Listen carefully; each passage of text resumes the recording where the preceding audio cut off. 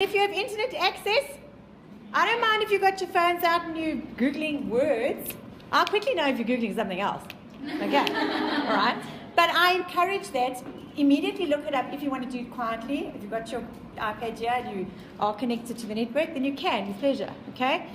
Otherwise, raise your hand and ask me. I'm not going to know if the word that I'm using has gone over your head and is now scaring you, okay?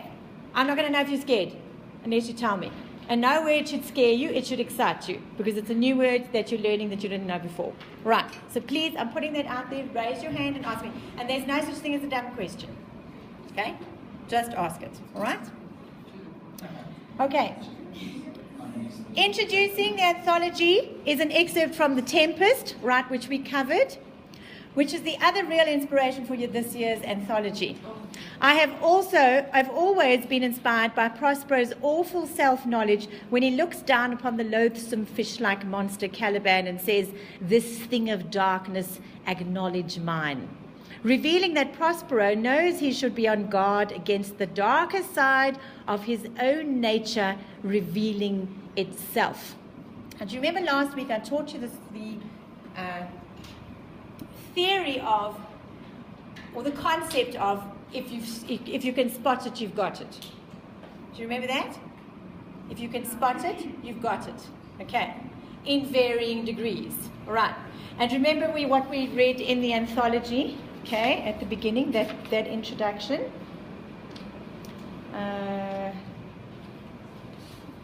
It was actually on the first page. It was on page, yes.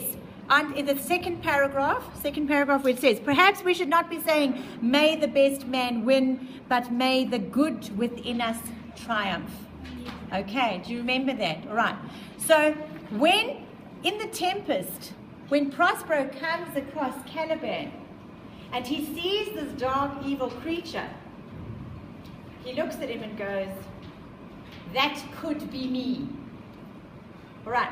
And when we are reading these excerpts, we may be going, thank heavens, that's not me. Okay? All right?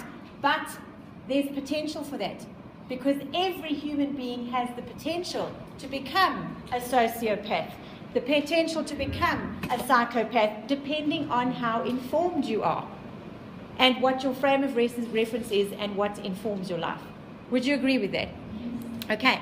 So that's why they're giving us these scenarios, so that we can compare and contrast them, and then we can comment on them. Remember, what's important in the English Olympiad is your opinion and how you express it. That's it. And just make sure you spell the character names correctly and that you quote accurately. And then you're A for away. Quite honestly. Okay, then you're A for away. Right. And be aware of the time so that you actually finish. That's it. Okay, it's quite simple. Right. Now, is it a pity? It is a pity Basimane did not heed this warning, which in turn begs the question we should ask of ourselves. Right, that's from the story at the end. This book betrays my brother. All right. Do we really know to whom we are committing when we choose a life partner? That's a scary question, isn't it? Okay. Because you can only really know someone to the extent of what they've revealed to you, okay?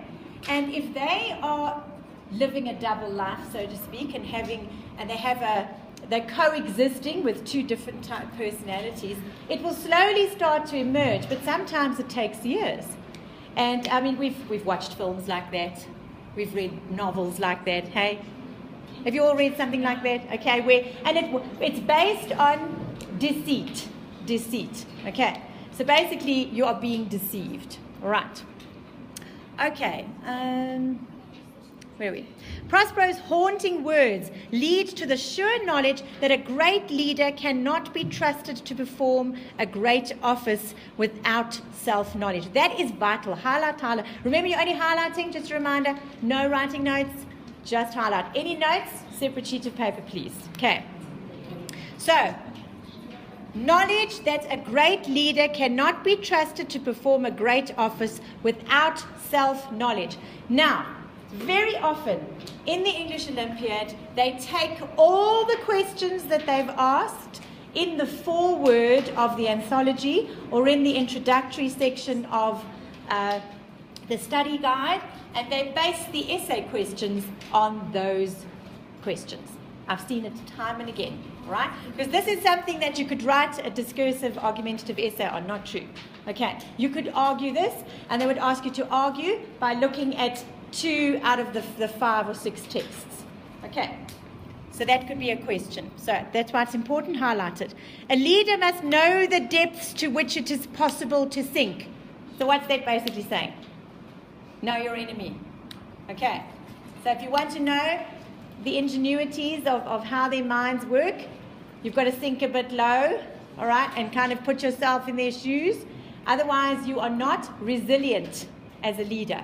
Okay, you're not resilient as a leader. It was not so with Dr. Frankenstein, that modern Prometheus. Only a monster would have the overweening hubris. Now, I've given you the definition there at the bottom of the page. But remember, I write this in my text because I'm allowed to, right? Hubris, excessive pride or self-confidence. Did anyone know what that word meant? Some of you did. Good. Excellent. Excessive pride. Hubris. Pride or self-confidence. And we know what happens to characters like that. Because those characters are here, aren't they? Oh, that's looking lovely now. Balanced. Okay? They are there, aren't they? They are filled with pride. And what's going to bring them back to balance? They've got a 4. Okay. It's horrible, but it's true. Sure. Hubris, I'll give it to you again. Excessive pride or self-confidence. Excessive pride or self-confidence. Yes, Mona. But I had a different definition, something like thinking you're godlike. It's fine. Then you are. You're filled with you. It's kind of narcissistic in a way. Yeah, it is rather. You can use narcissistic as a synonym. You can. Yeah. Okay. All right. Only a monster would have the overweening hubris to think that it would be possible to make a living person out of the dead tissue and putrefying flesh of any murderer and low life to be found in the morgues of the city. Okay, you've got to question that. Okay. Even though on one hand, fine, on one hand we're going with Dr. Frankenstein, oh, gross, but on the other hand we're going, sure, he's quite clever, hey? So that's the dichotomy in that novel, in that you are pushed one way and the other, back and forth. On one hand, you admire Dr. Frankenstein for his scientific experimentation and his courage, hey, in being able to actually consider something like that and to stand up to society who are going, you're crazy, and then he gets it right, he proves them wrong. You've got to admire that. But on the other hand, we then look at the morals and the ethics involved, and then we judge him from a different perspective. Okay, so on one hand, he's a hero. On the other hand, he's a villain. Okay, so that could be something that you would have to argue as well. Elements of the Gothic novel, and remember those are in your study guide, I pointed them out to you last week, okay, feature in almost all the 19th century novels. Edgar Allan Poe's short story, which we're going to do today, falls into this category. Poe is a fascinating character in his own right. You may wish to read some of his other stories. How many of you actually made an attempt to read The Telltale Heart this week? One person? Lovely. Okay, tell them about it. Don't you want to give them a quick... Okay. All right, but you know what? If we tell you, we're going to then spoil the punch, the twist in the tail. It's really brilliant though, so you should read it. Okay, there we go. All right, there really is a very good twist in the tail. Okay, what I'm going to do is I'm going to see if I can source it. I have it somewhere in my notes. I'll have to go deep into the archives, but I will find it, and then I'll make copies for you for next week. Have you got a copy? That's even easier. Pass it along. Thank you. Marvelous. Thanks, my angel. Oh yeah. Mine's ancient. Mine's ancient. Mine, I did that story when I was in grade 10. How scary is that? 1990. Some of you weren't born, I don't think. But anyway, all right. Scary stuff. Scary stuff. Are we all born? But you were like in... 1999, 2000. Are you serious? Okay, I'll stop talking now. Okay, all right, let's finish up here. Let's finish up here. Just putting it out there. Thanks, Jordan. Right. Now, I'm also going to source a copy of this poem, The Raven, for you, right? Because it has a very similar theme to this particular story. Yeah, Hop Frog, yeah. Okay. Lastly, the inclusion of this book, Betrays My Brother, brings us close to home, and I'm truly thrilled that a South African novel can join hands across the divide of centuries and literary traditions and hold its own. Okay, remember what I said to you last week about trying to read some more South African fiction? There's some brilliant stuff out there that we're just not aware of. Okay. All right.